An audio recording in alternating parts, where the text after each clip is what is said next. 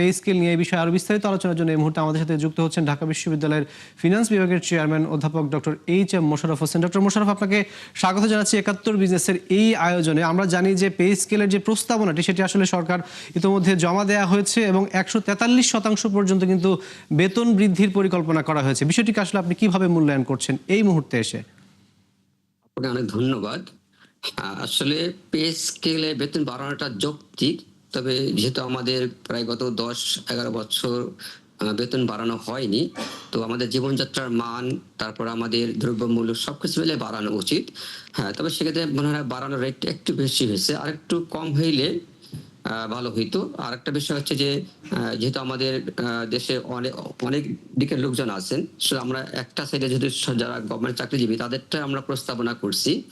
তো সেক্ষেত্রে আমার মনে হয় যে দেশের সর্বসাধারণ জনগণের কথাটা মাথায় রাখা উচিত আমাদের। শুধুমাত্র আমার নিজের সুবিধাটা নিব সেটা না।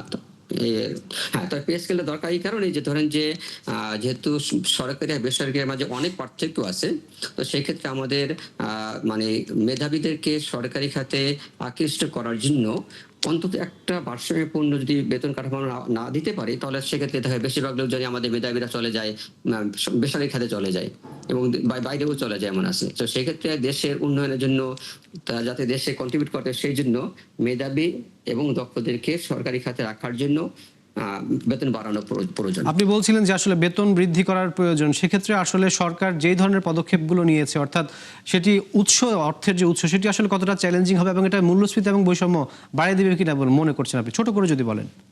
না, মূল্যস্ফীতি আমাদের তো এমনিতেই বেড়ে যাচ্ছে। এই বেতন বাড়ানোর জন্য যে মূল্যস্ফীতি বাড়বে সেটা আমি মনে করি না। কারণ এখানে যেটা আসছে সেটা হচ্ছে ধরেন যে ১,৬০,০০০ কোটি টাকার প্রস্তাবনায় আসছে। হয়তো সরকার এখান থেকে একটু এনালাইসিস করে কমাতে পারে।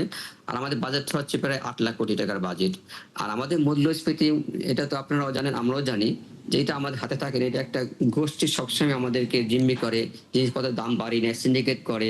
সেটা আমাদের বেতন বাড়লেও যা হবে, বেতন না বাড়লেও তাই হবে। ডক্টর মোশাররফ, আপনাকে অসংখ্য ধন্যবাদ আমাদের সাথে ৭১ বিজনেসের এই আয়োজনে যুক্ত হওয়ার জন্য।